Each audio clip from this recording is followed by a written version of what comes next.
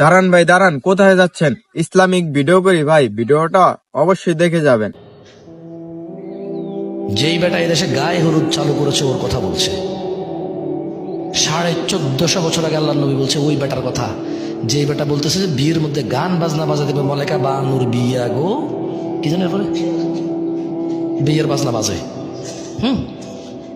যেই বেটা বিয়ের মধ্যে চিন্তা করছে যে এরকম একটা জিনিস বাজানো দরকার, ওই বেটার কথা বলছে।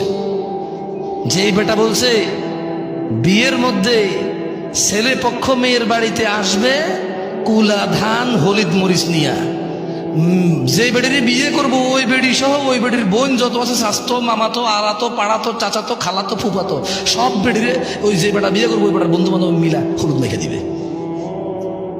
ওর কথা বলছে যে এটা চালু করছে, ওর কথা বলতেছে যে বলেছে রেস্টুরেন্টে গান বাজাইতে হবে তাইলে কাস্টমার টিকে থাকবে, ওই বেটার কথা বলছে।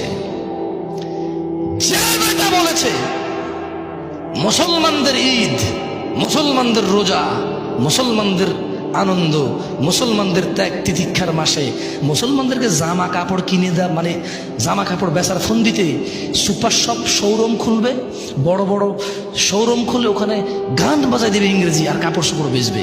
হ্যাঁ, মুসলিমরা পাগল হয়ে গেছে, সারা মাস রোজা রেখে জামা কাপড় কিনতে যায়, গান না শুনলে মুসলিমরা পাগল হয়ে যাবে, এদেরকে গান শোনাও, ভালো করে তোমার কাপড় চোপড়ের দোকানে গান বাজায় দাও, মৃদু সাউন্ডে ইংলিশে এভাবে ইংরেজিতে গাইবে, কিছু তোমার বুঝে আসবে না।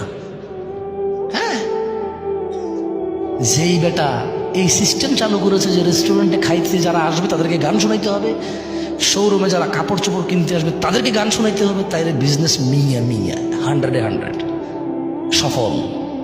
ওই বেটার কথা বলছে।